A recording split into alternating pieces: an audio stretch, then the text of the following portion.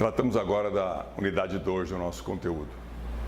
Essa unidade trata do que a teoria chama de administração científica e também da escola clássica.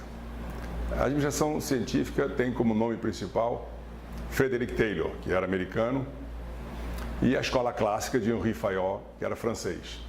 Ambos da metade do século XIX, alguma coisa entre 1850 e 1860, por aí.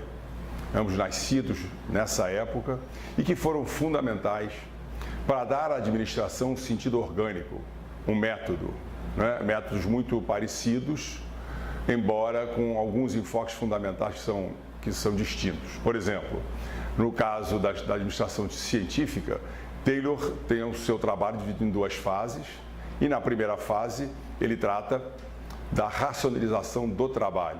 Então ele fala em tempos e movimentos, fala em organizar as atividades empresariais. E é muito interessante, e a gente sugere um filme do Chaplin que mostra as primeiras unidades fabris com trabalho em sequência. Então nós temos que imaginar que nessa fase do desenvolvimento industrial, isso começou a ter um peso muito maior, porque a produção se deu com muito mais intensidade, então era preciso ordenar a produção. Isso foi o que Taylor fez na primeira fase do seu trabalho.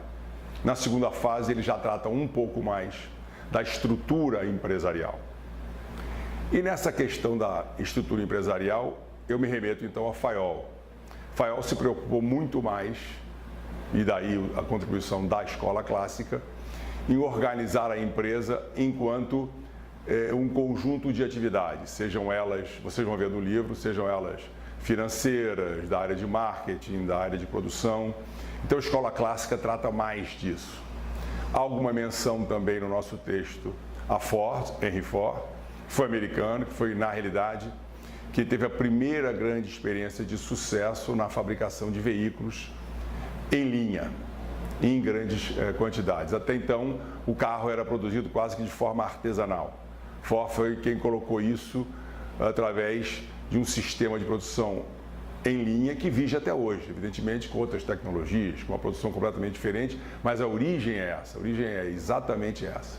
Então, para cada linha dessas, vocês vão ter seus princípios, suas regras básicas e as críticas a cada uma delas.